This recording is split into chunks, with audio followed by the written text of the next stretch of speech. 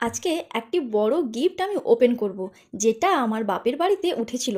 এটা একটা খুব কাছের একজন দাদা আমাকে গিফট করেছিল। দেখতে পাচ্ছ, আমি গিফটটি খুলতে আছি। খোলার পর আমি দেখে তো অবাক। এটা একটা খুব সুন্দর রাধাকৃষ্ণের মূর্তি। এটা পাথর কেটে কারুকার্য করে সুন্দর করে বানানো হয়েছে। আমার তো দেখে কি ভালো লাগছে। রাধাকৃষ্ণের অপরূপ মুখ, উফ, আমার তো খুব খুব পছন্দ হয়েছে। তোমাদেরও কেমন লাগছে রাধাকৃষ্ণের এই মূর্তি কমেন্ট করে জানিও। দেখো, আমি খুলে করে রাধাকৃষ্ণের মূর্তিটাকে সুন্দর করে একবার কোলে তুলে নিয়েছিলাম, কারণ এতটাই ভালো লাগছে।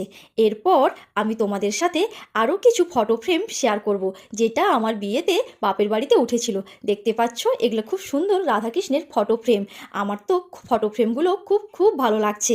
এরপর ওই রাধাকৃষ্ণের মূর্তি আমি শ্বশুরবাড়িতে নিয়ে চলে এসেছি। ইচ্ছে আছে, আমার শ্বশুরবাড়িতে রাধাকৃষ্ণের মন্দির আছে, ওখানে রেখে প্রতিষ্ঠা করে আমি আর আমার শাশুড়ি মা নিত্য পুজো করব।